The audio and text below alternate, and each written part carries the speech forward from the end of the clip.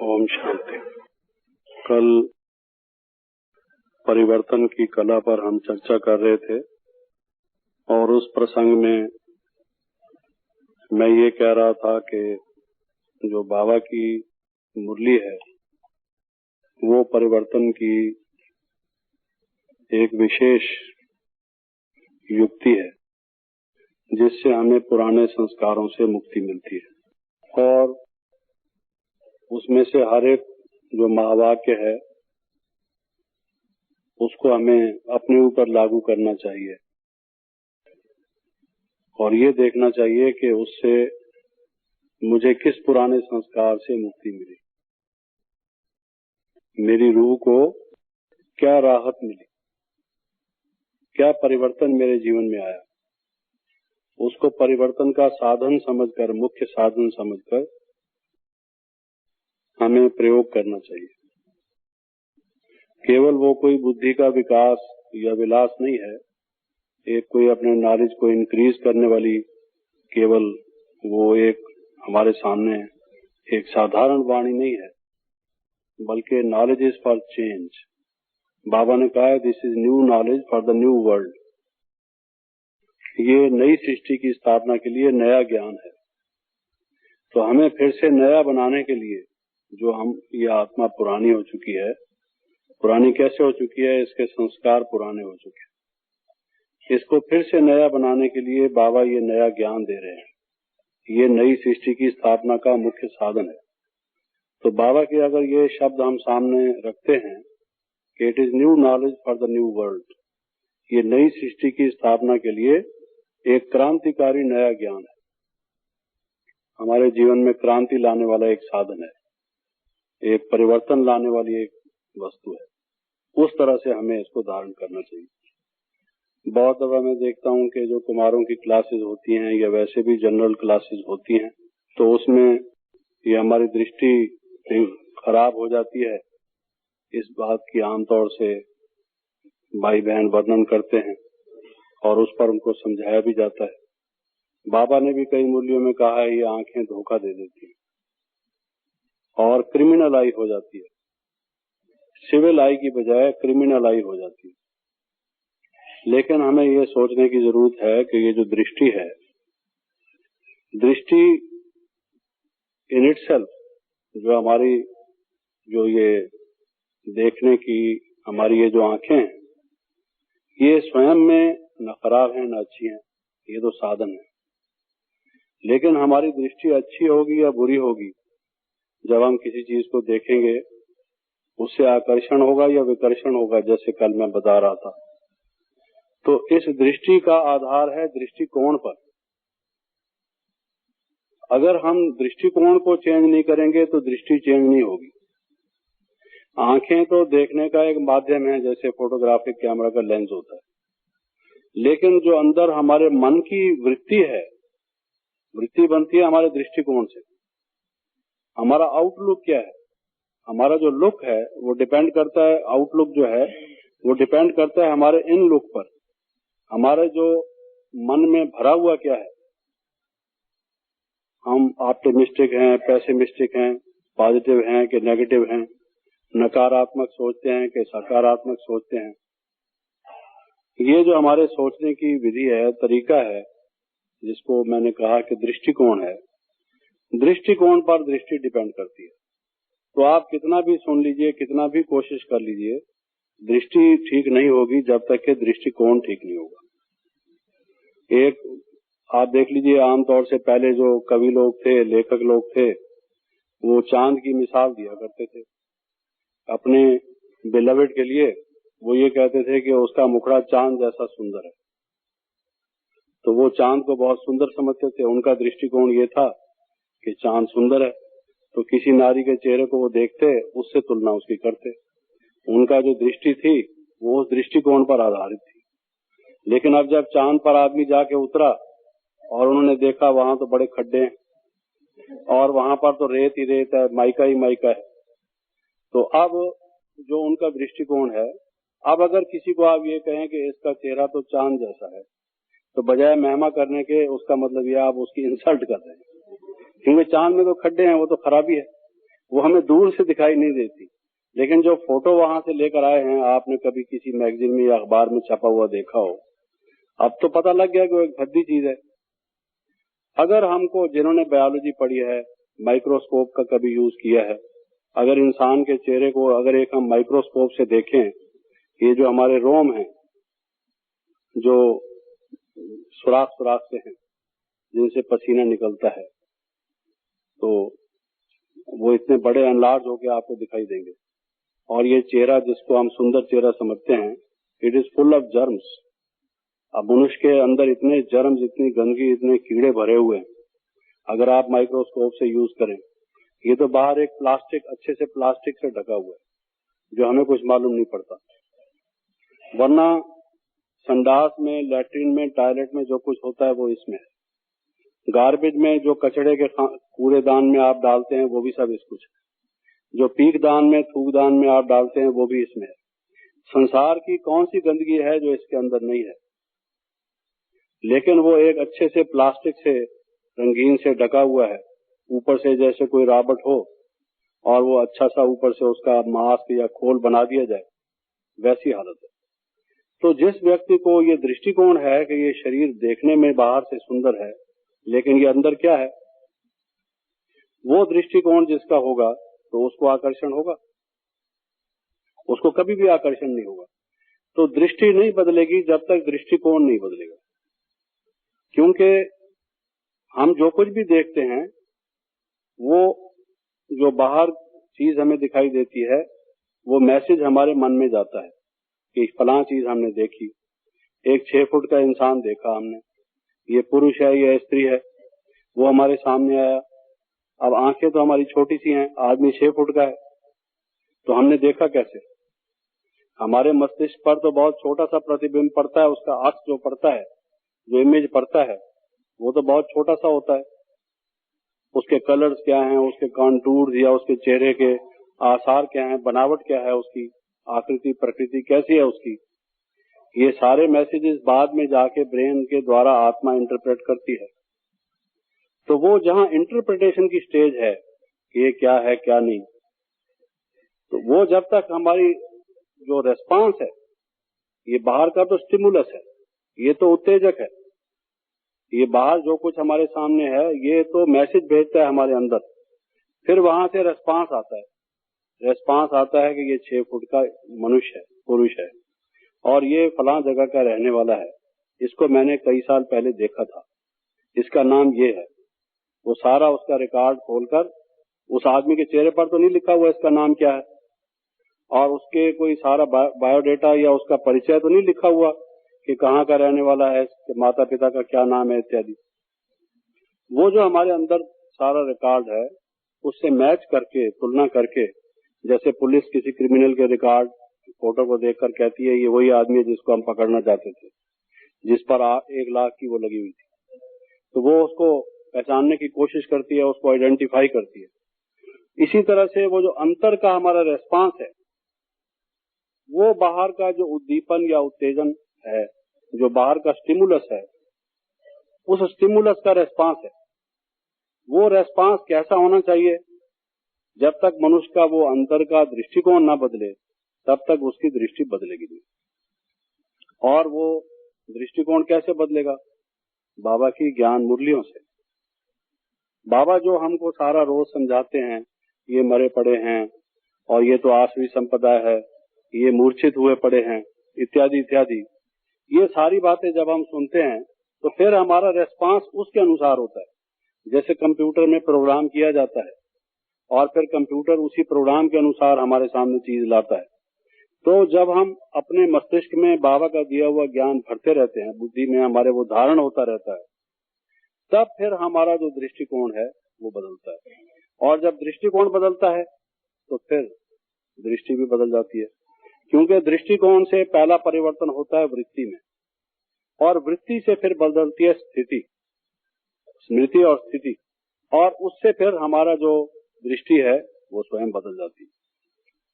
तो इसलिए जो अगर हम चाहते हैं कि हम अखंड पवित्रता का पालन करें, हमारा जो पवित्रता रूपी खजाना है, श्रेष्ठ बाबा का दिया हुआ वरदान, उस वरदान को हम किसी विधि से न गंवाएं, वो हमारी अनमोल निधि है, बाबा का दिया हुआ हमें एक वरदान है। ब्रह्मा कुमार जीवन की सबसे बड़ी अनमोल संपत्ति यही है। हम चाहे दुनिया की दृष्टि से बिल्कुल गरीब से, हम किसी भी पॉइंट ऑफ व्यू से लोगों से बहुत पीछे से, लेकिन बाबा ने ये जो अनमोल हमें पवित्रता रूपी खजाना दिया है, ये तो अतुल है, इसकी कोई मूल्य नहीं लगा सकता। सारी दुनिया के खजाने इसके सामने हेज है। अब ये हमारा बना रहे खजाना, पूंजी हमारी, तो उसके लिए जो हमारी दृष्टि है वो ठीक कैसे रहे? जब हमारा दृष्टिकोण ठीक रहे। और वो दृष्टिकोण ठीक कैसे रहे? जब हम रोज मुरली सुने, और उस मुरली को सुनते सुनते हमारा जो दृष्टिकोण है, हमारा जो आउटलुक है, हमारा जो एटीट्यूड है, हमारा जो देखने का सोचने का तरीका है, वो बदले। उसको बदलने से फिर ये दृष्टि हमें धोखा नहीं देगी। फिर हमें पूरी रूप से ये समझ होगी कि हम कौन हैं, किसकी संतान है, कहाँ से आए हैं। अभी तक हमें ये जो आउटलुक है, ये जो हमारा अंतर का जो हमारा परिवर्तन है, ये नहीं हुआ था। तो जब अंतर का परिवर्तन होगा तब बाह्य परिवर्तन होगा। हम बाह्य परिवर्तन करने की अगर कोशिश करेंगे, जैसे सूरदास ने आंखों में अपने सलाई लगा के आंखें निकाल दी, तो क्या नतीजा निकला? उसकी सारी कविताएं आप पढ़ के देख लीजिए कि अपने आंखें निकालने के बाद भी जो कुछ उसने लिखा है, उससे आपको मालूम होगा कि उसके मन की स्थिति क्या थी। वो बोलता है कि हे गोपाल, ये संसार एक सागर है, इसमें काम रूपी मगरमच्छ, क्रोध रूपी ग्रह, ये सब मुझे खा रहे हैं। हे गोपाल, मुझे बचाओ। हे गिरधर, मुझे तुम बचाओ। ये कविताएं उसने लिख रखी है। कविता लिखने का तरीका उसका सुंदर है। कविता की दृष्टि से एक सुंदर अच्छा कवि हुआ है वो, इसमें कोई शक की बात नहीं। लेकिन जो उस कविता का कंटेंट है, जिस विषय पर उसने लिखा है, जो उसके मन को प्रतिबिंबित करता है, जो उसकी अवस्था को झलकाता है, वो अगर आप पढ़ें तो आपको लगेगा कि बेचारा बुढ़ा तो हो गया लेकिन परिवर्तित तो हुआ नहीं। वो कहते ना, आप भया बूढ़ा तृष्णा भई जवान। आदमी तो बुढ़ा हो गया लेकिन उसकी जो तृष्णा है वो जवान हो गई, उसकी जो वृत्तियां हैं वो और ही बलवान हो गई। ऐसा ही हाल उसका रहा। आपको मालूम होगा कि भारत में भर्तृहरि नाम का एक राजा था, और उस राजा को कैसे वैराग्य आया, एक लंबी कहानी है उसकी। और उस वैराग्य से उसने अपना महल छोड़ दिया, अपनी पत्नी छोड़ दी, महारानी छोड़ दी, वैभव सुख संसार के सब छोड़ दिए, क्योंकि उसको धक्का लगा। उसका अपनी पत्नी के प्रति बहुत अगाध मोह था, आकर्षण था, उसके बिना रह नहीं सकता था। जैसे तुलसीदास की आपने कहानी सुनी होगी, वो समझता था कि दुनिया को छोड़ सकता हूँ, इसको मैं नहीं छोड़ सकता। लेकिन कैसे उसको मालूम पड़ा कि इसका मन कहीं और लगा हुआ है, और जिससे इसका मन लगा हुआ है उसका कहीं और लगा हुआ है, और जिससे उसका लगा हुआ है उसका फिर कहीं और लगा हुआ है। जब ये सारी रिसर्च हो गई तो उसका मन टूट गया कि मैं समझता था कि जिसका मेरे से प्रेम है और जिसका मुझसे अगाध प्रेम है, ये तो धोखा था, मैं धोखे में था। तो इस बात को समझने के बाद उसने अपना माल छोड़ दिया। जंगल में जा रहा था तो उसने अपने अनुभवों में बताया है, जंगल में जब जा रहा था, चांदनी रात थी और रास्ते में कुछ गिरा पड़ा था, तो उसने वो चांदी की तरह से चमक रहा था। उसने समझा ये कोई चांदी का सिक्का है, क्योंकि चांदी सोने से ही उसका वास्ता पड़ता था रोज। तो उसने उठाने की कोशिश की, सोचों में विचार में जा रहा था, उसको उठाने लगा तो उसका हाथ खराब हो गया। वो तो थूक थी, किसी ने पान थूका था, पान में कोई ऐसी चीज मिली हुई थी जो वो चांदनी रात में चमकती थी चांदी की तरह से। उसने वो अशर्फी समझ ली, अशर्फी समझ के उठाने लगा तो हाथ भी खराब हुआ, मन बड़ा खराब हुआ। और बोलता है कि अरे भर्तृहरि, तेरे पास खजाने भरे पड़े थे, किस चीज की तुझे कमी थी, और तू उनको सब छोड़ दिया, लात मार दिया, और फिर एक अशर्फी तू उठाने लगा, देख तेरा क्या हाल है, तेरा क्या नतीजा निकला। तो अपने मन को समझाता है कि अरे मन, तूने मुझे कितना धोखा दिया कि मैं जिस चीज को छोड़ चुका, फिर मेरा लालच, वो जो बना हुआ था संस्कार, वो कहते ना, चोर चोरी से जाए, हेरा फेरी से ना जाए। तो फिर उसका मन उधर गया, तो उसका हाथ जब वहां लगा तो उसके मन में बड़ी करहात आई। तो वो दृष्टि उसको धोखा दे गई। दृष्टि क्यों धोखा दे गई? कि दृष्टिकोण धोखा दे गया। अभी तक उसने छोड़ तो दिया था, लेकिन पूरी तरह से उसको लात लगी नहीं थी। पत्नी की तरफ से तो लगी थी, लेकिन उसने पत्नी को छोड़ने के साथ साथ महल भी छोड़ दिया। खजाने भी छोड़ दिए। खजाने से उसका मन अभी टूटा नहीं था, पत्नी से टूटा था। अब जब उसका हाथ खराब हुआ तो उसको लगा कि दुनिया है क्या चीज और शर्फियों बशर्फियों में क्या रखा है। अब उसको एक आखिरी झटका और लगा, और उस लगने के बाद उसने एक पुस्तक लिखी, वैराग्य शतक। उसको वैराग्य आ गया। जो वैराग्य सन्यासी लोग हैं वो उसका अध्ययन करते हैं, तो वो वैराग्य की बातें उसने फिर बाद में जाके लिखी। लेकिन कहने का बात यह है कि उसकी भी दृष्टि उसको धोखा दे गई जब तक कि उसका दृष्टिकोण नहीं बदला। तो दृष्टिकोण जब तक नहीं बदलेगा, दृष्टि नहीं बदलेगी। और वो दृष्टिकोण बदलेगा जब हम पहले मुरली को उस दृष्टि से पढ़ेंगे। और हमारे पढ़ने की विधि क्या है? सबसे पहले हम सोल कॉन्शियस होकर बैठते हैं। कोई सत्संग, कोई भी आध्यात्मिक धार्मिक संस्था ऐसी नहीं होगी जहां इस प्रकार से पढ़ाई की विधि हो कि पहले पहले सब योग में बैठते हो। लेकिन उससे बड़ा अंतर पड़ता है। पहले पहले जब हम योग में बैठते हैं और विधेय अवस्था में, देह से न्यारे होकर और शिव बाबा की याद में और उस स्मृति दृष्टि वृत्ति में, उस समय जो हमारे ग्रहण की अवस्था होती है, जो हमारी रिसेप्टिविटी होती है, जो ज्ञान की धारणा की जो हमारी एक कुशलता होती है, स्टेज होती है, वो मैक्सिमम हाइट पर होती है। तो जब हम शिव बाबा की मुरली सुनते हैं, उस समय अगर हम यही सुने समझें, सामने दादी जी बैठी हैं या कोई हमारे क्लास की टीचर सुना रही हैं, लेकिन उस समय हमारे सामने शिव बाबा हो, शिव बाबा आए, उन्होंने प्रजापिता ब्रह्मा के मुख से या किसी भी साकार माध्यम से ये महावाक्य उच्चारण किए, वो जब हमारे मन में भावना होगी कि हम आत्मा हैं, अपने शरीर को भूलकर हम आत्मा हैं, परमपिता परमात्मा ये हमारे कल्याण के लिए हमें ज्ञान दे रहे हैं, उस दृष्टिकोण से जब हम उस ज्ञान को सुनेंगे तो आप देखेंगे कि उसकी छाप हमारे मन पर पड़ती जाएगी, जैसे प्रिंट होता जाएगा। और वो जो हमारा दृष्टिकोण उससे बनेगा, उससे हमारी दृष्टिकोण बदलेगी। तो परिवर्तन की जो कला है, उसमें जो ये हम कई दफा धोखा खा जाते हैं कि माया सबसे पहले पहले हमारी मुरली में अरुचि पैदा कर देती है, या क्लास मिस करा देती है, या मुरली को हम एक रूटीन की तरह से पढ़ लेते हैं, उसको परिवर्तन की कला का एक सर्वोत्तम माध्यम नहीं समझते, तो उससे हम हमारे परिवर्तन की जो स्पीड है वो कम हो जाती है। ये हमें पहले पूरा ध्यान देना चाहिए। इसके अतिरिक्त दूसरा मैं ये कह रहा था कि बाबा के जीवन की जो कल मैं मिसाल दे रहा था कि उनको जो साक्षात्कार हुए और फिर साथ साथ वो किसी भी बात को दोबारा नहीं कहलवाते थे। एक गलती अगर कभी हो भी जाए तो वो गलती दोबारा रिपीट ना हो, ये अगर इस बात को पूरी तरह से हम सामने रखें कि अगर कोई भूल हो भी गई, गलती हमने की भी सही, दोबारा रिपीट ना हो, क्योंकि दोबारा रिपीट होने से मनुष्य में कई खराबियां और आ जाती। आप देखें कि एक व्यक्ति एक दफा फेल हो जाता है इम्तिहान में, अगर दोबारा फेल हो या तीसरी दफा फेल हो या चौथी दफा फेल हो, तो फेल होना तो खराब है, लेकिन उस फेल होने के जो और परिणाम हैं उसके साथ साथ वो उस व्यक्ति पर बहुत पड़ते हैं, बुरे, घातक, उसके लिए बहुत हानिकारक। क्योंकि फिर उसके बाद उसके जो मन की स्थिति है अपने बारे में हमेशा के लिए उसकी निराशा हो जाती है कि मैं तो फेल होने वाला लड़का हूं, मैं पास हो ही नहीं सकता, मेरे में वो योग्यता ही नहीं जो दूसरों में है। ये जो भावना, हीन भावना जो आ जाती है, वो हीन भावना वाला फिर आगे बढ़ना कठिन हो जाता है। और फिर इसमें तो ये कठिनाई है कि अगर एक गलती हमने की और दोबारा फिर गलती की, तो उसका आपको मालूम है कि इससे संस्कार बनता है। जो चीज हम रिपीट करते हैं उसी से ही तो संस्कार बनता है। तो अगर हम भूल को रिपीट करते हैं और तो हम गोया संस्कार को पक्का करते हैं, हम 2 कदम पीछे हटते हैं, बजाय इसके कि हम आगे बढ़ें, प्रगति हमारी हो। प्रगति की बजाय अवनति होती है, हमारी उन्नति नहीं होती।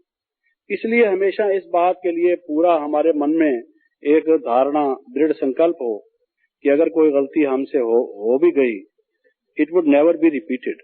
ये फिर इसका पुनः जो हमारे एक्शन में आए, रिपीट हो, वो नहीं होगी। इसके अतिरिक्त जो परिवर्तन की कला है, उसमें हम एक बात का ये ध्यान दें, आपको बहुत से भाई बहन ऐसे मिलेंगे जो आपको कोई ऐसा समाचार सुनाएंगे जो हमारे लिए हानिकारक होगा, हमारे परिवर्तन की प्रक्रिया को, कि उसकी जो गति है उसको कम करने वाला होगा। मिसाल के तौर पर कोई आपको कहेगा, अरे आपको मालूम है वो जो फलां भाई आता था ना, 10 साल से ज्ञान में चलता था, कितना अच्छा चल रहा था, हम सब समझते थे कि बहुत अच्छी इसकी धारणा है, उसने जाके शादी कर ली। अच्छा, अब इसका बताने का आपका एम क्या है? कोई पूछे कि भाई आपका ये जो सूचना समाचार दे रहे हो, इसका लक्ष्य क्या है? तो जैसे वो डेली न्यूज़पेपर्स निकलते हैं, कई लोग भी ऐसे होते हैं जो डेली न्यूज़पेपर्स की तरह से काम करते हैं। जैसे न्यूज़पेपर्स के हाकर्स होते हैं ना, साइकिल पर आते हैं और बड़ी गर्मा गर्म खबर दे के सुना के चले जाते हैं ताकि धड़ाधड़ हमारी अखबार बिके बहुत अच्छी तरह से। वो कहेंगे जी राजीव गांधी के खिलाफ सारी अपोजिशन वाली वॉकआउट कर गए, तो लोग कहेंगे अच्छा क्या बात है, क्यों वॉकआउट कर गए, जरा आज अखबार पढ़नी चाहिए। वो ऐसी खबर नहीं सुनाए चटपटी सी, तो व्यक्ति समझता है आज तो कोई खबर ही नहीं, आज तो सब ढीला डाला मामला है, कोई नई खबर नहीं। तो वो अपना बेचने के लिए ऐसे करता है। ऐसे ही कई व्यक्तियों की भी आदत होती है कि नेगेटिव न्यूज आपको सुनाएंगे। अच्छा, उस समय आपको मालूम पड़ेगा हमने सुन लिया, इट्स ओके, लेकिन एक्शन नेवर गोज वेस्ट। जो आपने सुना उसका अच्छा या बुरा प्रभाव पड़ने वाला जरूर है, ये आप समझ लीजिए। बाबा ने जो कहा है, hear no evil, talk no evil, see no evil, do no evil, ये इविल बात आपने सुनी तो सही, अब भी नहीं तो कल को ये थोड़ा सा असर आप पर करने वाली जरूर है। या तो हम इतने परफेक्ट हो चुके हो, इतने हम में आत्मा में शक्ति आ चुकी हो कि हमको ये प्रभावित ना करते हो। अभी तो हम पुरुषार्थी हैं, आगे बढ़ रहे हैं। तो ये जो बातें हैं, फलां व्यक्ति भी गिर गया, फलां भी अपना व्रत से गिर गया, फलां व्यक्ति भी ज्ञान से छोड़ के चला गया, इत्यादि इत्यादि, तो धीरे धीरे ये वीकनेस लाती है। एक दिन आदमी कहता है जो उनका हुआ सो मेरा भी होगा, चलो ठीक है। जहां और आपने देखा है संसार के बहुत से लोग कहते हैं, जब हम उनको सुनाते हैं कि विनाश होने वाला है, सतयुग आने वाला है, कुछ पुरुषार्थ करो, तो क्या कहते हैं कि भाई जहां करोड़ों लोग और हैं उनका जो होगा सो हमारा भी होगा, देखा जाएगा। तो ये चीजें जैसे किसी दीवार को हथौड़े मारते रहो, उस वक्त ये न लगे कि ये दीवार हिल रही है या ये ईंट अपने स्थान से गिरने वाली है, लेकिन हथौड़े लगते लगते एक स्टेज ऐसी आ जाती है कि जो अपना स्थान वो छोड़ जाती है। ये मनुष्य को प्रभावित करते हैं। ना ऐसी न्यूज किसी को सुनाने की जरूरत है, ना ऐसी न्यूज किसी के, हमें हमारा क्या मतलब है? अगर कोई चला गया या आ गया, ये टीचर का कार्य है, वो उन्होंने बड़ों को किसी को बताना हो या उसका कोई साधन करना हो, हमारी कोई ड्यूटी हो, हमारे लिए कोई सेवा हो। तो ये जो बैड न्यूज है जिससे कि मनुष्य को नेगेटिविटी आए या उसके पुरुषार्थ में कमी आए, कि किसी ने कहा है God save me from my friends, I will take care of my enemies, कि दुश्मनों से तो मैं खुद ही निपट लूंगा, लेकिन हे प्रभु मुझे मेरे दोस्तों से बचाओ। ये जो अपने जिनको हम दोस्त बहुत दफा समझते हैं, फ्रेंड समझते हैं, कई दफा वो हमारा ज्यादा नुकसान कर देते हैं। मैं आपको अपने अनुभव से बताता हूँ कि इतने वर्ष हो गए मुझे ज्ञान में, इतने अच्छे अच्छे भाई जो ज्ञान में चल रहे थे और बड़ा तीव्र पुरुषार्थ कर रहे थे, बहुतों से आगे निकल गए थे, बहुत अच्छी धारणा थी उनकी, पॉइंट्स नोट करना, योग लगाना, मर्यादा में चलना और नियमों का पालन करना, ब्रह्मचर्य व्रत, भोजन की शुद्धि इत्यादि, कितना हर प्रकार से अच्छे चल रहे थे। लेकिन संग में जो अपने दूसरे भाइयों का हुआ, जिनसे उनका कोई कनेक्शन नहीं, जो उनकी ड्यूटी नहीं, जो किसी किस्म की बात जो उन्होंने अपने जीवन में ले ली, उससे धीरे धीरे उनकी मन की विकृतियां होने लगी। पहले अच्छे थे, न क्रोध करते थे, न निंदा करते थे, न घृणा करते थे, न झगड़ा करते थे, न बड़ों की नाफरमानी करते थे। लेकिन मैंने देखा कि कोई ऐसा जरूरी बात है, कोई ऐसी परीक्षा आती है, ऐसी समस्या आती है जिससे कि मनुष्य में जो दबे हुए संस्कार हैं उनको जागृत होने का मौका मिलता है। मान लो किसी सेंटर पर कोई एक भाई आता था, अब वो भाई ठीक नहीं चल रहा था, ये बहुत पहले की बात है, ये कोई 1957 या 58 की बात मैं आपको बता रहा हूँ। एक सेंटर पर कोई भाई आता था और वो बहुत अच्छा चल रहा था, चलते चलते उसमें कुछ थोड़ा संशय पैदा हो गया, कई कारणों से नहीं ठीक चल रहा था, उससे उसकी धारणाएं कमजोर होने लगी। तो एक दूसरा क्लास का जो स्टूडेंट था, तो उसको लगा ये व्यक्ति अच्छा नहीं है, ये हमारी क्लास में क्यों आता है, इसको निकालो यहाँ से। तो ये तो हमारी इतनी पवित्र, इतनी अच्छी क्लास है, इसके आने का कोई मतलब नहीं, इसको निकालो यहाँ से। अच्छा, अब भावना तो उसकी अच्छी थी कि भाई उसकी ये मान्यता थी कि हमारी इतनी शुद्ध पवित्र क्लास है, इस पवित्र क्लास में अपवित्र लोग नहीं आने चाहिए जिनकी दृष्टिवृत्ति हमारे वातावरण को खराब करे। उसने ये जिम्मेवारी अपने ऊपर ले ली। आपस में दोनों की कहासुनी हो गई। कहासुनी होने के बाद क्या हुआ कि सेंटर के बाहर दोनों लोग आपस में लड़े, हाथापाई हुई, उनकी मार पिटाई की एक दूसरे की। उसने बोला तुम कौन होते हो रोकने वाले? उसने कहा तुम आके दिखाओ अब सेंटर पर, तुम्हारे जैसे आदमी के आने की कोई जरूरत नहीं। एक समय था जब दोनों बहुत घनिष्ठ मित्र थे, प्यार करते थे एक दूसरे से, दोनों बड़े अच्छे चल रहे थे, और अब उसको थोड़ा देख करके कमजोर हुआ है, उसकी धारणा कमजोर हुई है। उसने अपने ऊपर क्या जिम्मेवारी ले ली कि झगड़ा करना शुरू कर दिया। अब जिसने झगड़ा किया उसमें भी क्रोध नहीं था, देखने में ऐसा आता था ठीक चल रहा है, जन्म जन्मांतर तो क्रोध रहा होगा, हम सब में विकार रहे हैं 63 जन्म तक, लेकिन ज्ञान में आने के बाद वो अपने अटेंशन करके ठीक रीत से शांत रूप से चल रहा था।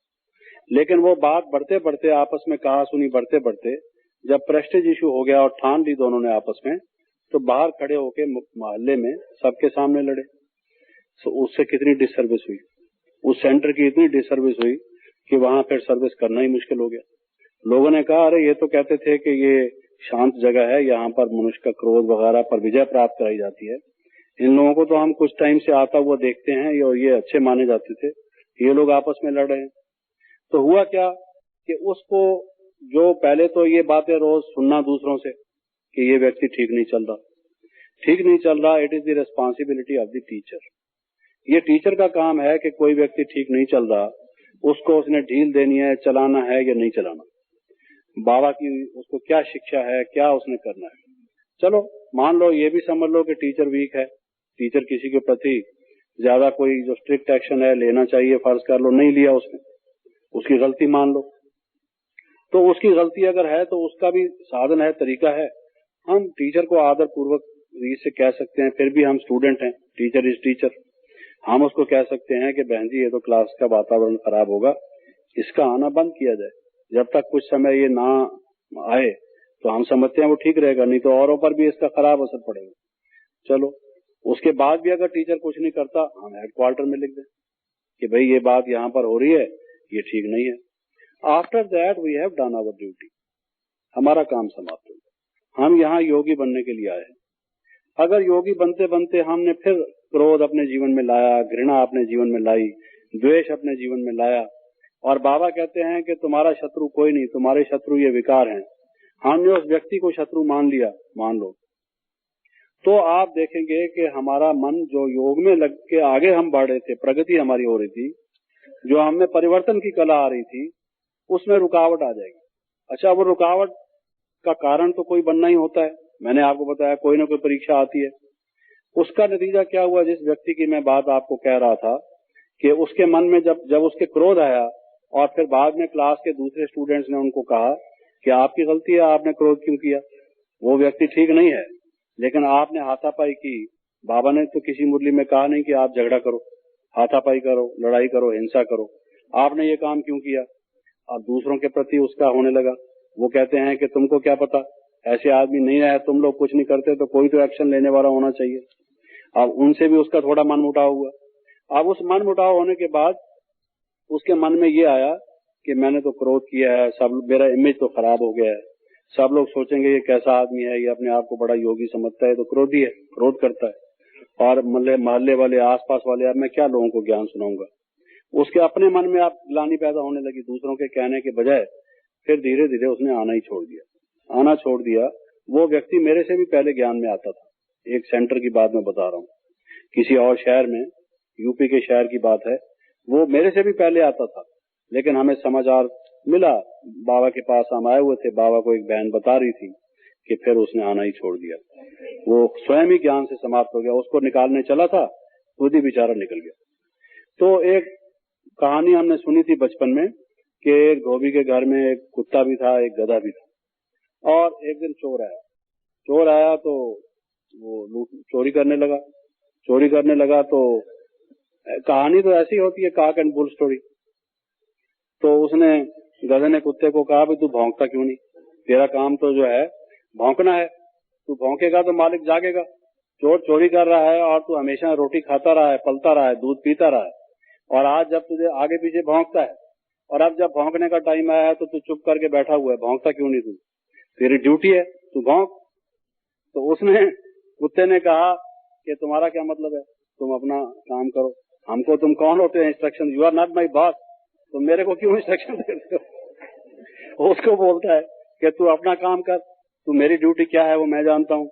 इस मालिक ने मेरे को बड़ा तंग कर रखा है, मेरा मूल्य तो समझता ही नहीं, तुम्हारा ही मूल्य समझता है, तुम्हारे ऊपर कपड़े रोज लाद के ले जाता है, तुम्हें खूब परवरिश करता है, मेरे को तो समझता है बेकार है, पड़ा रहता है सारा दिन। आज जब चोरी होगी तो उसको पता लगेगा कुत्ते का क्या मूल्य है। तो वो, उसको भी स्ट्राइक करने का मौका मिल गया, तो कुत्ते को, तो वो समझता है कि आज ही तो ये मौका है। जैसे कोई ऐसे दिन नजदीक आते हैं इम्तिहान के, टीचर्स लोग स्ट्राइक कर लेते हैं, आप हमारी तनख्वाह बढ़ाओ, नहीं बढ़ाओगे अपना आप देखो, तुम देख लो, मौका हर कोई ढूंढता है ना। तो उसने स्ट्राइक कर ली, कुत्ते ने, मौका नहीं। तो उसने, गधे ने सोचा ये मालिक हमारी इतनी सेवा करता है, हमें जीवन भर पालता है, हमारे लिए मेहनत करता है, तो ये गलती कर रहा है। उसने ढींचू ढींचू करना शुरू कर दिया। उसने कहा ये तो भौंकता नहीं है, चलो मैं ढींचू ढींचू करना शुरू कर दूं। अब ढींचू ढींचू जब उसने जोर से किया, मालिक की जाग खुली, बेचारा दिन भर का थका हुआ था कपड़े धो के। तो उसने सोचा ये क्या पागल है, रात को ढींचू ढींचू कर रहा है। उसको जो लगा गुस्सा, उससे ही उसने एक लाठी लेके मारना शुरू कर दिया। बड़े जोर से उसको लाठियां मारी, वो गधा तो ढेर हो गया वहां पर। तो वो इसलिए कहावत बनी हुई है कि भाई it is not your work, why should you do another person duty, it is his duty, let him do it, why you are interfering in his duty. तुमने वो काम किया, उसका तुम्हें नतीजा मिल गया, क्या उसका नतीजा हुआ? ये टीचर का काम है क्लास को कैसे चलाना है, स्टूडेंट्स को कैसे चलाना है, एडमिनिस्ट्रेटिव हेड हैं उसके, उनके और अपना स्टाफ है। आपका काम ये है कि एज ए गुड स्टूडेंट या बाबा की सर्विस के निमित्त यज्ञ के एक मददगार होने के नाते, किसी को नहीं मालूम है तो चलो आप इन्फॉर्म कर दो, you do your own duty, but why should you interfere?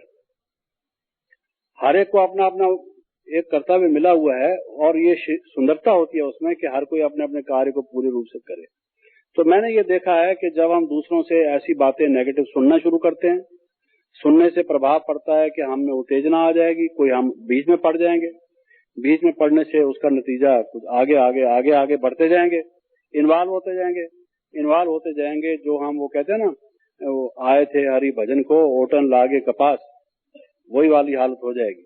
आए तो थे हम योगी बनने के लिए, और फिर या तो हम नेताजी बन के रह जाएंगे, और या हम कोई खिटरागी मल बन के रह जाएंगे, कुछ उसका फायदा तो होगा नहीं। इसलिए हमें फर्स्ट एंड फॉरमोस्ट अपने जीवन में सबसे पहले इस लक्ष्य को भूलना नहीं चाहिए कि हमने अपने जीवन को परिवर्तित करना है। दूसरे को परिवर्तन की हम राय दे सकते हैं, उसको तरीका बता सकते हैं, बाप ने हमें जो शिक्षा दी है, युक्ति दी है, उससे उसकी सेवा कर सकते हैं, उसको लाभ अगर हमसे कोई पहुंच सकता है तो ठीक है, लेकिन उसकी वजह से हम अपना मार्ग छोड़ दें, जो हमारा पवित्रता का मार्ग है, अनुशासन का मार्ग है, एक हमारे दिव्यता का मार्ग है। अगर किसी प्रकार से हम भी दिव्यता की कला से नीचे उतरते हैं तो समझ लो कि हम कोई गलती थोड़ी कर रहे हैं, उससे उसी वक्त थम जाओ। अगर नहीं थमोगे तो फिसलते फिसलते फिर उसका नतीजा आगे को खतरनाक होगा। तो इसलिए हमें ये मालूम होना चाहिए कि जो पतंजलि है उसने कहा है अर्थ योग अनुशासनम, योग एक अनुशासन का रूप है, योग एक डिसिप्लिन है। ये कर्मेंद्रियों पर कंट्रोल करना, ये एक डिसिप्लिन है। क्या खाना क्या नहीं खाना, कैसे सोना कैसे नहीं सोना, क्या पहनना क्या नहीं पहनना, क्या करना क्या नहीं करना, ये सारा अनुशासन है, ये स्व अनुशासन है। हम अपने ऊपर स्वयं राज्य करना सीखते हैं, अनुशासन करते हैं। उस अनुशासन के मार्ग से अगर हम चलते हैं तो हमें ये देखना चाहिए कि ये भी एक अनुशासन और प्रशासन है, एक व्यवस्था है। उस व्यवस्था में अगर हम कोई बनी हुई चीज को बिगाड़ते हैं तो समझो कि वो योगी के मार्ग से हम हट जाते हैं। वो परिवर्तन हमारे लिए कुपरिवर्तन है, सुपरिवर्तन नहीं, शुभ नहीं, अशुभ है। तो इसलिए हमेशा कोई अगर हमें गुमराह करता है या कोई परिस्थिति हमारे सामने आ जाती है तो हमें अपने मार्ग को, परिवर्तन को ये टटोलना जरूर चाहिए कि इससे हम अच्छाई की ओर बढ़ रहे हैं या हमारे जीवन में जो खराबियां हम छोड़ चुके थे दूसरे एक आदमी अन्याय करता है, दूसरा आदमी क्रोध करता है या वायलेंस करता है। अन्याय जो करता है वो स्वाभाविक बात है कि वो पापाचार करता है, भ्रष्ट आचरण करता है। लेकिन उस अन्याय को ठीक करने के लिए अगर हमने भी कोई क्रोध कर लिया, वायलेंस कर ली, उसने एक विकार के अधीन हुआ, हम दूसरे विकार के अधीन हुए, तो कोर्ट में तो दोनों ही अपराधी हुए। उस पर दफा दूसरा लग जाएगा, हमारे ऊपर दफा दूसरा लगेगा। जो लॉ की क्लासेज हैं, भाई लॉ का फलां सेक्शन लगेगा, एक आदमी ने किसी को मारा, उस पर ये लगेगा, और दूसरे ने किसी को जहर देने की कोशिश की, उस पर दूसरा दफा लगेगा, मान लो मिसाल के तौर पर। लेकिन हैं तो दोनों ही अपराधी। ऐसा काम हम क्यों करें जिससे कि भगवान की निगाह में, शिव बाबा की निगाह में, या जो कर्म की गति है उसको सामने रखते हुए हम भी अपराधी की कटघरे में आ जाएं, उसका नतीजा क्या होगा। तो इसलिए परिवर्तन की कला में हमेशा हमें यह ख्याल रखना चाहिए कि हमारा जो संगठन का जीवन है, उस संगठन के जीवन में हम न्यारे और प्यारे होकर, हम अपने योगी जीवन से विचलित न हो, किसी के कहने से, दबाव से, उसकी परसुएशन से, उसके प्रभाव से हम गलत काम न करने लगे, वरना हम योगी मार्ग से हटना शुरू कर देंगे। जो परिवर्तन दिन ब दिन हमारा तेज होता जा रहा था, हम आगे बढ़ते जा रहे थे, वो पीछे हटना शुरू हो जाएगा। और ऐसी परिस्थितियां जीवन में आएंगी, ये मैं आपको बताता हूँ। हर एक के जीवन में सूनर और लेटर आती जरूर है, लेकिन हम ये समझें कि हमने एक अनुशासन में, मर्यादा में, संयम में, नियम में, योगी के लिए जो एक बताई हुई बातें हैं कि जिसका उसने पालन करना है। First and foremost we are yogis. योग को छोड़ के हम कोई गलत काम नहीं कर सकते जो संसारिक व्यक्ति करते हैं। मैं परिस्थिति की बात कह रहा था, जिनमें से एक परिस्थिति मैंने बताई, और बहुत मूल्यां बाबा की इस पर चली हुई है कि परिस्थिति को स्वस्थिति से जीतो। तो परिस्थितियां हमारे सामने बहुत आएंगी, लेकिन परिस्थिति को स्वस्थिति से जीते कैसे?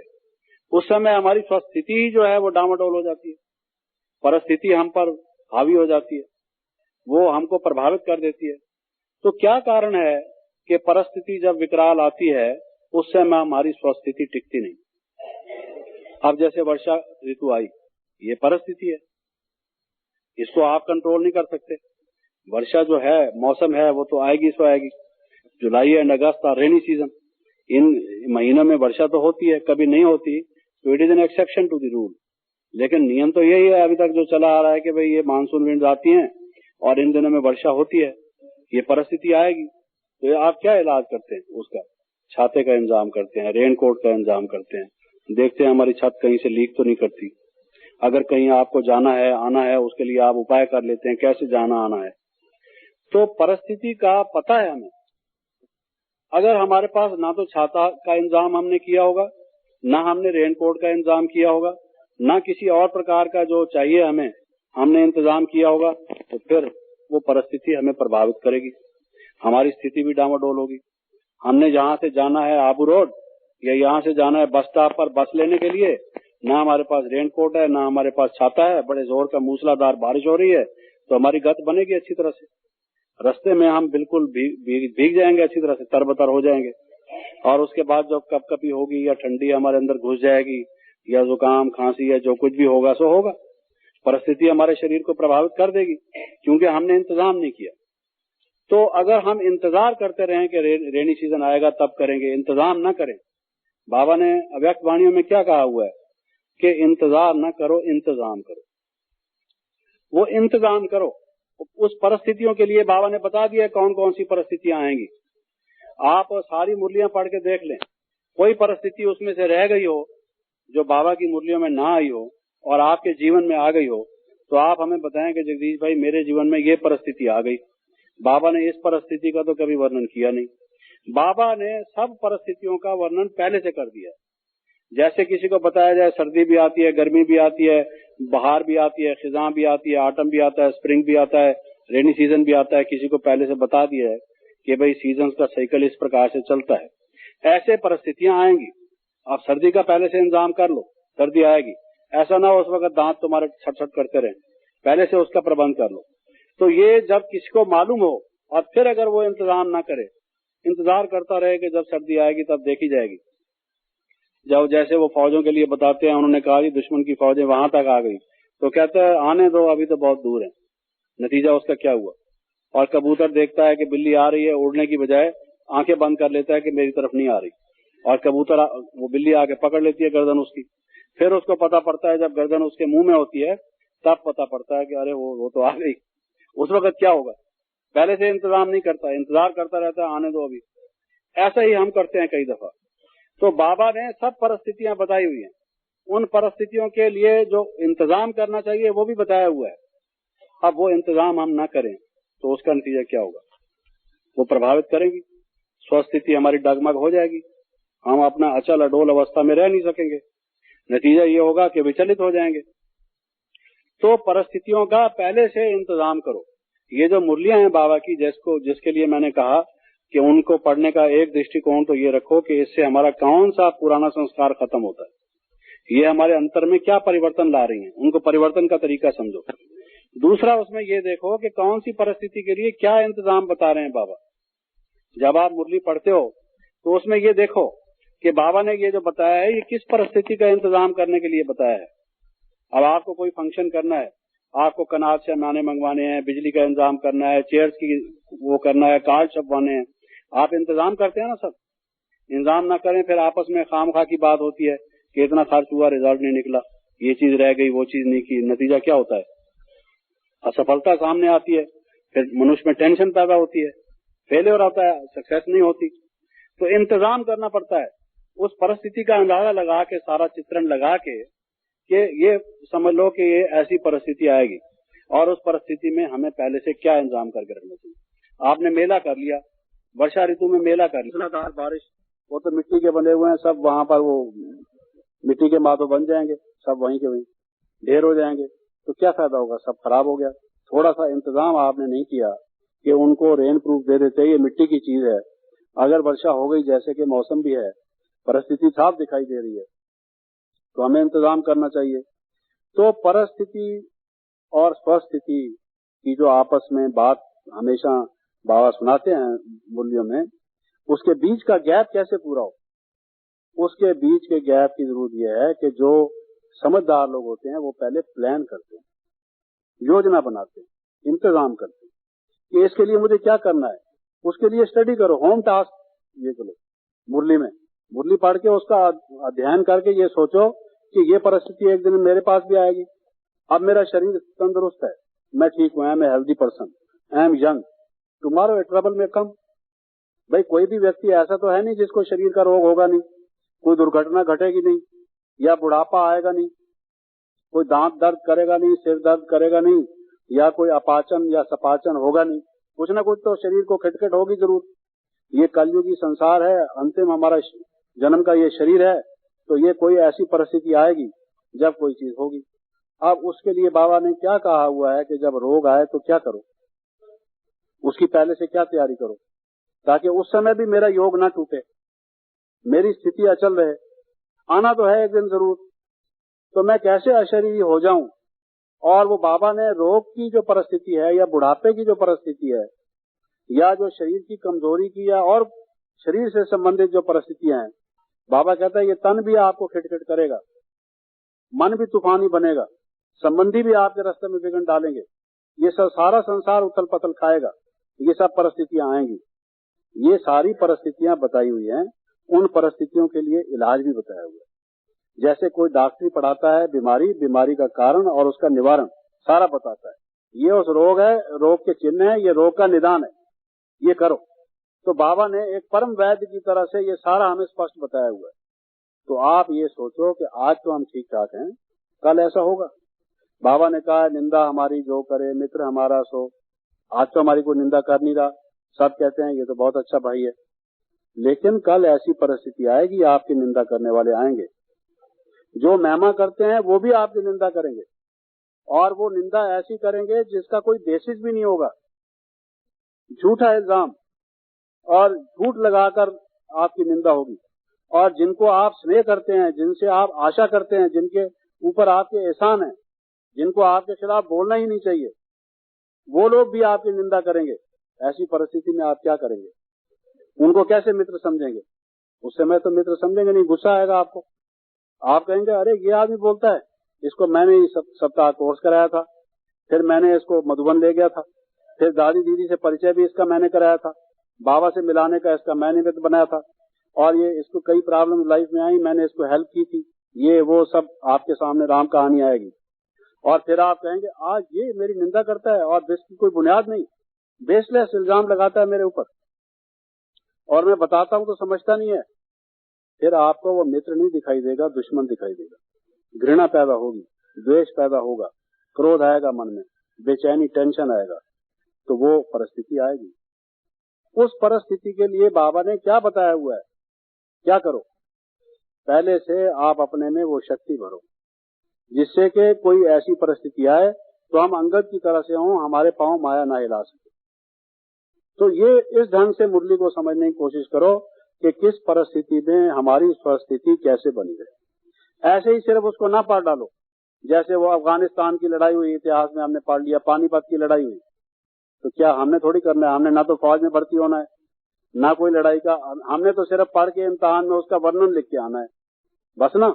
वो जो हम पढ़ाई पढ़ते हैं स्कूल में, इतिहास हमने पढ़ लिया, वो इतिहास तो यहाँ तक है कि मार्क्स लेने हैं, बस छुट्टी हुई, हमने जो अपना काम करना है अपने घर में, मास्टर जी अपने घर में। लेकिन ये तो हमारे काम की चीजें हैं, ये तो जीवन में काम आने वाली चीजें हैं। ये कोई पानीपत की लड़ाई की तरह से नहीं है, कोई पानीपत का भाई बैठा हो तो बुरा ना मना जाए कि भाई पानीपत की लड़ाई की सिर्फ बात कहते हैं। लड़ाइयां तो भारतवर्ष में कई हुई, कुरुक्षेत्र की भी हुई और भी हुई। लेकिन कहने का भाव ये है कि ये सब परिस्थितियां सामने आएंगी, उन परिस्थितियों के लिए हमारी स्वस्थिति कैसे बनी रहे, ये हमें सोचने का है। फिर एक अंतिम बात बता के इस विषय को समाप्त करता हूँ। आज हमें दूसरा विषय लेना था, इसको यही विराम देता हूँ। जी है? हाँ, वही आपको बताया है कि वो परिस्थितियों की बाबा ने वो सारा वाणियों में दिया हुआ है। कोई परिस्थिति ऐसी नहीं है जिसका उसमें ना दिया हुआ हो, यही मैं आपको कह रहा था। अब एक एक परिस्थिति को मैं लेने लगूं, वो तो फिर आप काफी महीना डेढ़ महीना यहाँ कम से कम रहे तब कुछ बात चले, क्योंकि परिस्थितियां तो बहुत आएंगी, फिर भी रह जाएंगी। लेकिन अगर मोटे मोटे रूप से, मुख्य रूप से ली जाएं तो भी काफी परिस्थितियां। बाबा की मुरलियां और किस बात पर है, इसी बात पर तो है।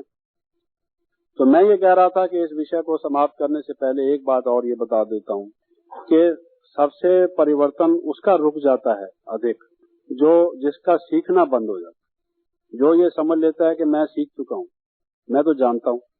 ये बात तो मैंने मुरली में पढ़ी थी, कोई और बात बताओ। जिसका ये एटीट्यूड हो जाता है वो आगे नहीं बढ़ सकता। अगर उसका कोई बड़ा भाई, कोई बड़ी बहन अपने अनुभव के आधार पर उसको कोई चीज समझाएं, वो कहेंगे ये क्या नई बात बता रहे हैं, ये तो मुझे मालूम है, तो समझो कि उसका परिवर्तन समाप्त, वो सीख नहीं सकता, वो बुढ़ा हो गया। जैसे बुढ़ा आदमी बदल नहीं सकता, बुढ़े तो होते पढ़ नहीं सकते, उनको राम राम कितना भी बोलते रहो वो नहीं बोल सकते।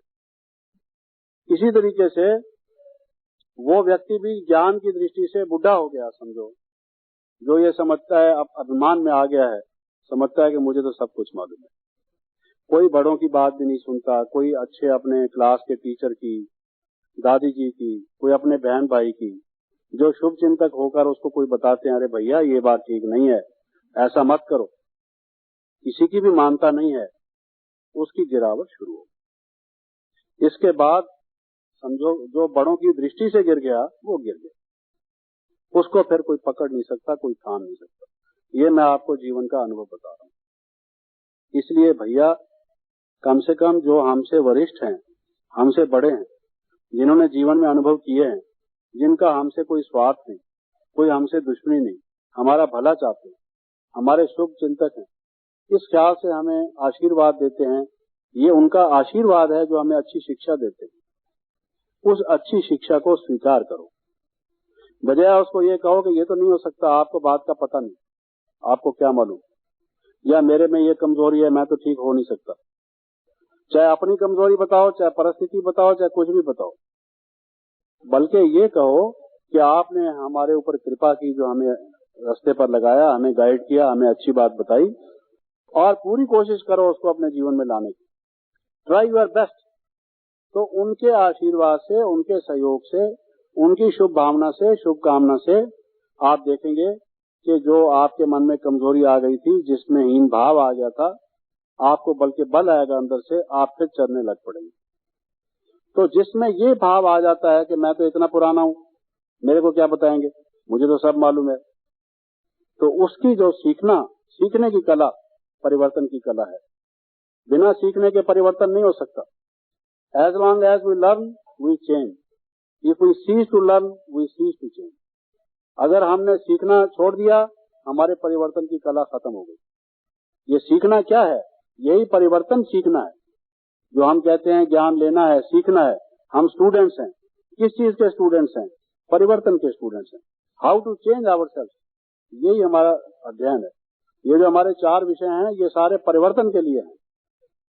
और अगर हम परिवर्तित ही नहीं होना चाहते, और वो कहते हैं ना, बदल जाए दुनिया ना बदलेंगे हम, अगर यही हमने ठान रखा है कि हमें आप कितना भी, हम तो चिकने गधे की तरह से हैं, आप जितना भी पानी डाल लो हम में तो एक बूंद भी टिकने वाली नहीं है, then no one can change us, फिर हमें कोई नहीं बदल सकता। तो कहते हैं ना भाई, अगर ब्रह्मा जी भी आकर इस व्यक्ति को सिखाना चाहें तो भी ये नहीं सीख सकता। जिसकी खोपड़ी ही उल्टी हो गई, उसने धारण ही नहीं करना। आपका नल, वो जो नल भी कई किस्म के होते हैं, आपने देखा होगा जो कोयले से चलने वाला, स्टीम से चलने वाला इंजन होता है, या जो स्टेशन पे गाड़ियों में जो पानी भरने वाला नल होता है, वो कितना पानी चौड़ा आता है, उसकी धारा कितनी वाइड होती है, वो भी नल होता है। और जो छोटी सी एक धूतरी होती है, वो भी एक नल है। आपकी सुराही में पानी लेने के लिए, गिलास भरने के लिए हो, वो भी एक नल है। नल तो सब है, लेकिन जिसका घड़ा ही उल्टा हो, चाहे कितना बड़ा नल क्यों ना हो, उसमें क्या टिकने वाला है? कोई भी टिकने वाला नहीं। तो जिस व्यक्ति ने ये ठान लिया ना कि हम तो सब समझ गए, सीख गए, हमें ये क्या बताएंगे, तो उसके समझो बांके दिन जो हैं, बुरे दिन उसके आ गए। That is the cause of the fall. तो जब तक हमने जीना है, तब तक हमने सीखना है, अपने को परिवर्तित करना है। अपने बदलने में ही हमारा लाभ है। इसका हम किसी पर एहसान नहीं लगाते। अगर किसी की बात हमें जचती भी नहीं, कम से कम आदर पूर्वक, सम्मान पूर्वक सुन लो, उसका स्पष्टीकरण ले लो, अपनी कठिनाई उनके सामने पेश करो, उसका जवाब उनसे लो, फिर उस पर पुनर्विचार करो, उस पर ध्यान दो। आपके फायदे के लिए वो बता रहे हैं, उनका उसमें कोई स्वार्थ नहीं। तो उससे आप अगर बदलोगे, चेंज होगे, आपकी उन्नति होगी, लाभ आपको होगा। दूसरे की दी हुई वो एडवाइस है, सद्बुद्धि है। सद्बुद्धि हमारे जीवन में कैसे आएगी? सद्बुद्धि और किसी तरीके से नहीं आ सकती। किसी के जीवन के सद्ज्ञान से उसने जो हमें बात बताई, तो गोया हमें सद्बुद्धि दी। और वो सद्बुद्धि का वरदान, जो सर्वश्रेष्ठ वरदान माना जाता है, वो अगर हमें किसी ने दिया और हम उसको लेने की बजाय रिटर्न कर दें, उसका हानि किसको होगी? We will be the losers, नुकसान हमारा होगा। इस बात को हमें ख्याल रखना चाहिए। तो यहाँ मैं इस टॉपिक को समाप्त करता हूँ। अब इसके बाद जो दूसरा टॉपिक मैं लेना चाहता था, वो ये था कि हमारा योग की गहराई क्या है, हमारा योग ऊंची क्वालिटी का कैसे हो, योग के हम बड़े अच्छे अच्छे गहरे अनुभव कैसे करें, योग के अभ्यास में हम किन बातों पर ध्यान दें, जिससे कि दिनों दिन हमारे योग की जो इंटेंसिटी है, डिग्री है, वो बढ़ती जाए और योग के जो लाभ कहे गए हैं वो हमारे जीवन में अधिक अधिक हम प्राप्त कर सकें। योग के मार्ग पर हम आगे कैसे बढ़ें, किसी भी तरह से इसको आप कह दीजिए, लेकिन कई प्रकार से हमारे सामने प्रश्न आते हैं। बिंदु रूप स्थिति कैसे हो, अव्यक्त स्थिति कैसे हो, लाइट और माइट का पूरा अनुभव हम कैसे करें, ये सभी एक ही बात को बताने के भिन्न भिन्न शब्द हैं, लेकिन उसका मूल भाव ये है कि योग में हम आगे बढ़ना चाहते हैं, क्योंकि ये हमारा मुख्य विषय है। जो परिवर्तन की बात भी मैं बता रहा था, उसका भी योग से बड़ा गहरा संबंध है।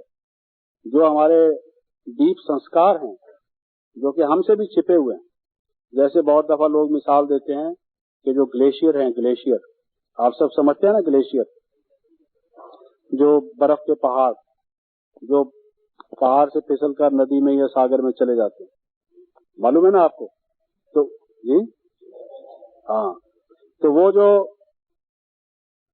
ग्लेशियर्स हैं, उसका ऊपर तो थोड़ा सा हिस्सा दिखाई देता है, ज्यादा हिस्सा तो नीचे छपा हुआ होता है। तो हमारा भी जो मन है, उसका कितना हिस्सा तो हमें भी पूरा मालूम नहीं। हमारे मन में क्या क्या दबा हुआ पड़ा है अंदर। वो कहते हैं ना, किसी मनुष्य के मन का पार पाना बड़ा मुश्किल है। मन का पार पाना मुश्किल क्यों है? जब कोई व्यक्ति हमसे बात करता है, व्यवहार करता है, हम देख लेते हैं उसको, किसी के साथ कुछ वर्ष तक रहते हैं तो पूरा पहचान लेते हैं। उसके बाद भी कहते हैं कि सागर की गहराई तो मालूम हो सकती है, उसके मन की गहराई नहीं मालूम हो सकती। दूसरों को मालूम होने की तो बात छोड़ दो, खुद भी कई दफा मनुष्य को नहीं मालूम पड़ता। कई दफा लोग जब हमसे बात करते हैं तो कहते हैं कि मैं क्या करूं, मैं तो कंफ्यूज हूं, ये भी विचार आता है, ये भी विचार आता है।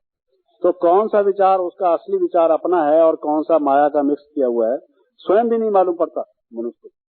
वो जो जन्म जन्मांतर के 63 जन्म के दबे हुए संस्कार हैं, छिपे हुए से उस ग्लेशियर की तरह से, वो मनुष्य के मन में है।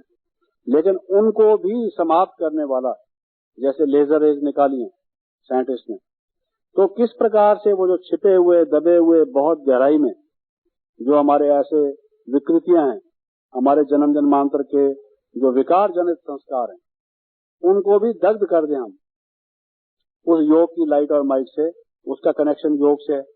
और जब तक वो चेंज नहीं होंगे तो हम में फाइनल स्थायी पूर्ण परिवर्तन कैसे आएगा? उसके लिए वो योग जरूरी है। योग की भी ऐसी स्टेज जरूरी है जो हमारा योग इतना पावरफुल हो कि वो जो मैंने आपको बताया दबे हुए संस्कार, जो कोई ऐसी परिस्थिति विकराल आ जाती है, हमको भी मालूम नहीं था, वो संस्कार फिर जागृत हो जाता है, सामने आ जाता है। समझाने वाले हमें समझाते हैं कि आप बहुत अच्छे हो, आप में ये भी बात अच्छी है, ये भी बात अच्छी है, सिर्फ इस बात को छोड़ो। नहीं छोड़ पाते। वो कहते हैं ना, मैं तो कंबल को छोड़ता हूँ, कंबल मुझे नहीं छोड़ता। तो वो कंबल उसको पकड़े रहता है, वो कैसे छूटे? वो सारा योग से कनेक्शन है। तो वो योग हमारा जो है वो डीप योग गहराई से कैसे लगे, तो उसकी चर्चा अब हम करेंगे जो बाकी समय हमारे पास है। उसमें आप सबसे पहले ये देखें कि ये हमें पहले ही दिन से समझाया जाता है कि योग आत्मा का परमात्मा से लगाना है। ये सबको मालूम है, हमारा बेसिस है कि आत्मा का योग, आत्मा का कनेक्शन जिसको हम कहें, परमात्मा से लगाना, नाता उससे जोड़ना, इसी का नाम योग है। आत्मा किसको कहते हैं ये भी हमको समझाया गया कि आत्मा एक चेतन ज्योति बिंदु, एक लाइट है, एक शक्ति है, चेतन शक्ति है। तो उस चेतन शक्ति का हमें ये भी बताया गया कि मन, बुद्धि, संस्कार, स्मृति, ये जो हैं ये आत्मा से अलग नहीं। तो अगर हमने आत्मा का योग परमात्मा से लगाना है तो इसका मतलब ये है कि योग में ये हमारे सब काम आते हैं।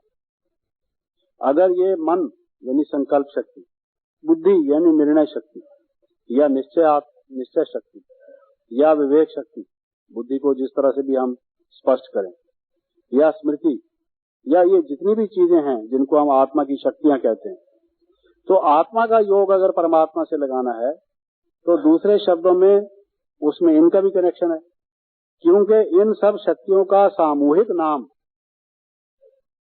ये इंटीग्रेटेड जितनी भी ये पावर्स हैं, इन्हीं का नाम तो आत्मा है। आत्मा तो एक वन वर्ड है, एक शब्द में हमने एक सत्ता का नाम दे दिया।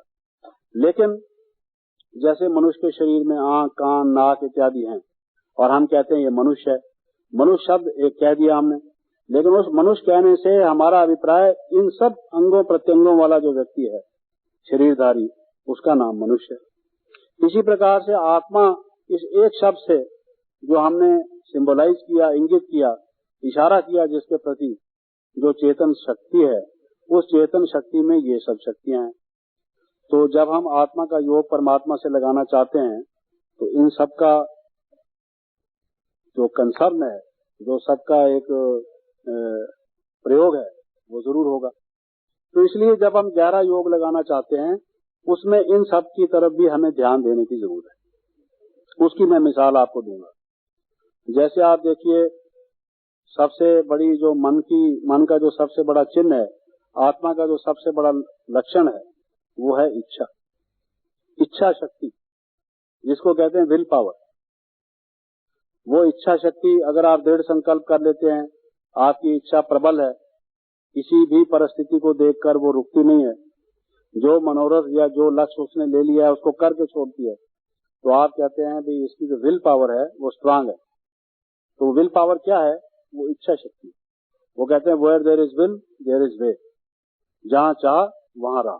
जो कुछ मनुष्य करना चाहता है तब वो होता है। तो जो शक्ति है आत्मा की, आत्मा यहाँ से हिल भी नहीं सकती, शरीर हमारा चल ही नहीं सकता, हम योग में बैठ ही नहीं सकते, योग का संकल्प ही नहीं कर सकते जब तक पहले इच्छा न हो। इसलिए पहले शुरुआत यहाँ से होती है। किसी ने कहा है you can take a horse to water but you can not make it drink. आप घोड़े को पानी का जो प्याव है वहां तक ले जा सकते हो, जब तक उसके पीने की इच्छा ना हो आप जबरदस्ती थोड़ी पानी पिलाओगे उसको। पीने की इच्छा तो उसमें स्वयं चाहिए ना। तो जब तक बहुत से लोगों को हम योग के लिए कहते हैं, वो गीत बजता है हमारा राज योगी बनो, है ना, कितना अच्छा गीत है, निमंत्रण है एक प्रकार से, लेकिन लोगों की इच्छा नहीं तो आते ही नहीं। जब उनकी इच्छा होती है तब आते हैं। दिल्ली से, उड़ीसा से, कर्नाटक से, मद्रास से, कहां से चल के माउंट आबू आते हैं। कौन सी चीज उनको ले आती है? इच्छा। आत्मा को किसी भी कर्म में कोई प्रवृत्त करती है, किसी भी पुरुषार्थ में कोई चीज करती है तो वो इच्छा है। और आपको मालूम है बाबा ने ये कहा हुआ है कि ये जो हमारा योग है, लगन में मगन होने का नाम योग है। बाबा ने ये योग की व्याख्या की हुई है। बाबा ने कहा है लगन में मगन होना ही योग है। तो हमारी इच्छा इतनी तीव्र हो कि वो लगन की तरह से हो। एक होती है साधारण इच्छा, जिसको हम कहते हैं लाइकिंग। कोई कहता है what would you like to eat, what would you like to drink, आपका क्या पीने की इच्छा है, एक वो इच्छा होती है। और एक होती है लगन, लग जाए जब तक कि वो चीज प्राप्त ना हो उसको छोड़ नहीं सकता आदमी। तो वो जो लगन में मगन होने वाली बात है, जब तक वो लगन ही तीव्र ना हो, इच्छा ही डीप ना हो, तो योग आपका कैसे डीप लगेगा? अगर किसी मनुष्य को भूख ही ना लगे तो उसको खाना ही नहीं खाएगा और हजम ही नहीं होगा तो उसमें शरीर में शक्ति आएगी कहाँ से? So that is the first thing. उस इच्छा के लिए बाबा ने बहुत सारी बोलियां चलाई हुई हैं। अगर आप उनका अध्ययन करें, उन पर ध्यान दें। एक तरफ तो बाबा कहते हैं इच्छा मात्रम अविद्या। क्या मतलब? कि ये जो संसार है, इसके पदार्थों की इच्छा, इनके व्यक्तियों की इच्छा, भोग के पदार्थों की इच्छा, ये जो पहले तृष्णा हमारे जीवन में रही है, ये तो न रहे। ये इच्छा जितनी हमारी समाप्त होंगी, उतना हमारी शिव बाबा की जो प्राप्ति की या अनुभूति की इच्छा होगी, जो योग की जितनी इच्छा हमारी प्रबल होगी, उतना ही ये इच्छा मात्रम अविद्या होगी। वरना संसार के प्रति हमारे आकर्षण होंगे, संसार के पदार्थों को हम प्राप्त करने की इच्छा रखेंगे, और जितना उनकी प्राप्ति की तरफ, उनकी तरफ भागने की हम इच्छाएं होंगी, उतना योग हमारा कम लगेगा। तो डीप योग लगेगा कैसे? जब हमको ये होगा कि तुम्हें पाके हमने जहां पा लिया, शिव बाबा मिला तो सब कुछ मिला, हमारे और किसी संसार के पदार्थ की इच्छा नहीं होगी, और अब जीवन में यही एक इच्छा होगी कि हम बाप समान बने, तब हमारा योग डीप लगेगा। तो इच्छा की पहले जो हमारी परिभाषा है, बाबा ने जो इच्छा पर समझाया हुआ है, कौन सी इच्छाएं ना हो और कौन सी इच्छा हो, और वो इच्छा भी कितनी तीव्र हो कि लगन का रूप ले ले। बाबा कहते हैं योग अग्नि है, और लगन को भी कहते हैं बाबा अगन है। लगन भी अगन है, योग भी अगन है। तो ये लगन जितनी तीव्र होगी उतना योग की अग्नि तीव्र होगी। जो अग्नि प्रज्वलित करना चाहते हैं हम योग की, तो वो लगन से बनेगी, और वो लगन ही का नाम इच्छा है। इतनी तीव्र इच्छा हो कि मैं हाई क्लास योगी बनूं, मेरा योग बस बाबा में मन मेरा टिक जाए, मैं उस आनंद रस को लेता रहूं, मेरे जीवन से भोग विलास सब समाप्त हो जाए, मेरा मन इस संसार के कचड़े की तरफ कौवे के समान वहां पर बैठना छोड़ के अब हंस बन जाए। अब मैं परमात्मा से ज्ञान के मोती चुगता रहूं, और उससे जो अमृत मिले, मैं उस स्वाति नक्षत्र में जैसे चातक के लिए कहा है कि चातक वो वर्षा के बूंद पीता है, तो मैं वो अमृत ही पीता रहूं। मेरे मन में बस जीवन में यही इच्छा है और मुझे कुछ नहीं चाहिए। संसार के सब खजाने मेरे सामने हेच हैं, मुझे शिव बाबा मिल गया। अब उस शिव बाबा में मेरा मन रम जाए, उसमें मेरा मन लग जाए, टिका रहे, और उसका रसा स्वादन मैं करता रहूं, मगन हो जाऊं लगन में। यही मेरे मन की एक इच्छा, एकमात्र इच्छा है, जो सब इच्छाओं को समाप्त करने वाली इच्छा है। तो ये जब तक डीप नहीं होगी, तीव्र नहीं होगी, इसकी डिग्री हाई नहीं होगी, इंटेंसिटी हाई नहीं होगी, तब तक मैं लगन में मगन नहीं हूँ। और लगन में मगन होना, वो मगन की जितनी गहरी स्टेज होगी उसी का नाम तो गहरा योग है। और मगन डिपेंड करता है लगन, और लगन डिपेंड करता है इच्छाओं पर। अगर हम हाफ हार्टेडली कोई काम करेंगे इस दिल के टुकड़े 1000 हुए, कोई यहाँ गिरा कोई वहां गिरा। अगर हमारे मन की यही हालत होगी, हमारी अटैचमेंट कईयों से लगी हुई होगी, नष्टो मोह हम हुए नहीं होंगे। नष्टो मोह क्यों नहीं होते? क्योंकि इच्छाएं होती हैं, आसक्तियां होती हैं, तृष्णाएं होती हैं, आकर्षण होते हैं। उसी का नाम सामूहिक रूप से इच्छा है। कुछ न कुछ वहां से चाहिए, कुछ उम्मीद रखी हुई है, कुछ सहारा, कुछ आधार वहां का लिया हुआ है, और उन सबको समाप्त करके एक तरफ, जिसको कहते हैं मन मना भाव, अब मन मुझ एक में लगाओ। क्योंकि मन वहां जाता है जहां मनुष्य की इच्छा हो। और मन मना भाव कैसे होंगे? जब मन में यही इच्छा होगी कि मैं शिव बाबा के ऊपर एकाग्र हो जाऊं, वारी जाऊं, उसके गले का हार बन जाऊं। जब यही हमारी इच्छा होगी तो वेयर देयर इज विल, जहां विल पावर स्ट्रांग होगी, यानी ये इच्छा, इसलिए इसको कहते हैं इच्छा शक्ति। तो जिसकी इच्छा शक्ति कमजोर होगी उसका योग भी कमजोर होगा। और ये है इच्छा शक्ति का नाम कि भाई एक परमपिता परमात्मा, दूसरा ना कोई। ये लगन हमारी हो, ये हमारी इच्छा की पराकाष्ठा हो, श्रेष्ठ इच्छा हमारे जीवन में हो। पहले पहले जिसको विल कहा जाता है या इच्छा कहा जाता है, वो ये चीज सही। दूसरा है संकल्प। संकल्प शक्ति, जैसे इच्छा शक्ति, विल पावर, ऐसे ही संकल्प शक्ति, थॉट पावर, जिसको कहा जाता है। योग क्या है?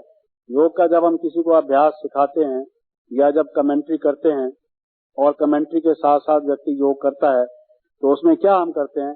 थॉट्स। कहते हैं as you think so shall you become. जैसा मनुष्य का विचार वैसा उसका आचार, जैसा आप सोचेंगे वैसे आप बन जाएंगे। तो वो संकल्प हम क्या करते हैं? मैं आत्मा हूँ, मैं ज्योति बिंदु हूँ, मैं परम धाम का वासी हूँ, मैं शिव बाबा का बच्चा हूँ। ये संकल्प करते हैं ना योग में। तो ये है संकल्प शक्ति। हम उस समय संकल्प शक्ति का प्रयोग करते हैं। ये भी आत्मा की शक्ति है। इससे ही तो योग लगाते हैं ना। योग लगाने का और क्या तरीका है? ये थॉट्स, पॉजिटिव थॉट्स जिसको कहा जाता है, उस आत्मा के स्वरूप और शिव बाबा के साथ हमारा जो संबंध है, सिर्फ इसी को याद कह देते हैं आप।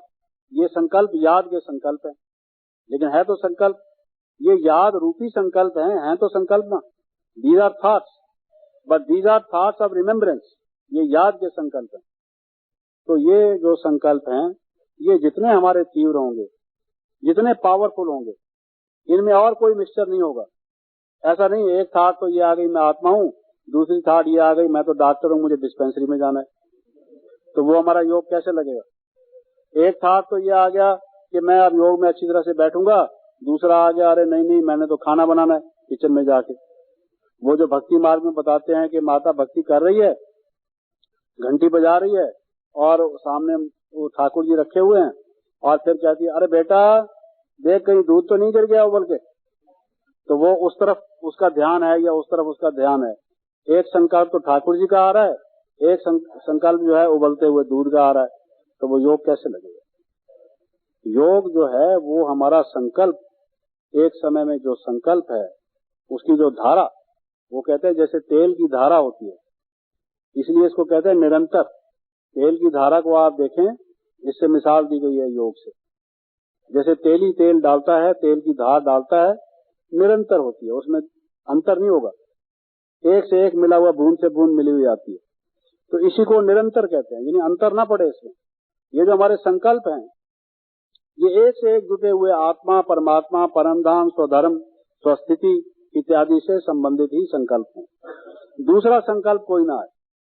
और ये पावरफुल संकल्प है। पावरफुल संकल्प माना कि उस समय मैं आत्मा हूँ या नहीं, कहते तो हैं मैं आत्मा हूँ, चलो करके देखता हूँ क्या अनुभव होता है। तो ये संकल्प ही पहले जो ढीला डाला है, यही जब हिल रहा है, अगर कोई जगह पर हम बैठे हैं वो चीज ही हिलने वाली है तो हम तो हिलेंगे। एक वो बाजार से बुढ़ा बना हुआ आता है, वो मिट्टी का, आपने देखा होगा, एक वो दाढ़ी वाला बुढ़ा हाथ में लाठी लिया हुआ, और उसके थोड़ा ऐसे हिला दो, ऐसे हिलता है, आपने देखा होगा, एक खिलौना जैसा आता है। तो क्योंकि उसके बनावट ही ऐसी है। तो अगर हमारे संकल्पों की बनावट ऐसे होगी तो वो स्थिरता कैसे आएगी हमारे उसमें।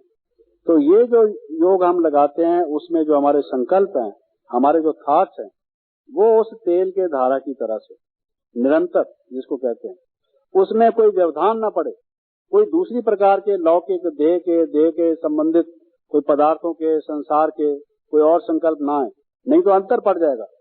एक संकल्प आएगा आत्मा का, दूसरा संकल्प आएगा उबलते हुए दूध का, तीसरा संकल्प आएगा फिर परम धाम का, चौथा संकल्प आएगा दिल्ली का या कटक का या भुवनेश्वर का या मद्रास का या कहीं और का। तो वो जो खंडित हो जाएगा। जो ये जैसे कहते हैं भाई यज्ञ रचो तो यज्ञ का खंडन ना हो, या भक्ति पूजा करो तो वो उसमें खंडन ना हो, मूर्ति का जाप करो तो मूर्ति खंडित ना हो, अखंड हो। जाप करो तो अखंड जाप करो, कहते हैं ना लोग, योग लगाओ तो अखंड योग लगाओ। अखंड योग 24 घंटे की बात अलग है, लेकिन जिस समय हम योग लगाते हैं 10 मिनट 15 मिनट भी अगर हम योग लगाते हैं, उसमें भी अगर वो खंड हो जाता है, टुकड़े टुकड़े हो जाता है, हमारे संकल्प के बीच में गैप्स आ जाते हैं, तो वो योग डीप कैसे होगा? वो तो हम चढ़ते चले ऊपर, और ही हमारा वो जो संकल्प है उसी पर ही तो हमारा सारा बेस्ड है।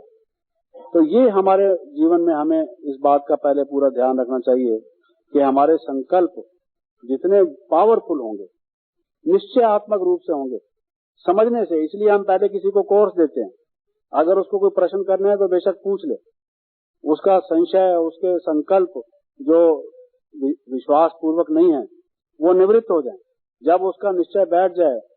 इसलिए किसी ने कहा योग निश्चय का नाम है, वो निश्चयात्मक संकल्प है। इसलिए अंग्रेजी में इसको कहते हैं अफर्मेशंस। मैं आत्मा हूँ, ये सिर्फ थॉट नहीं है, ये अफर्मेशन है, यानी इसमें मैं निश्चयात्मक रूप से स्थित होता हूँ कि मैं आत्मा हूँ।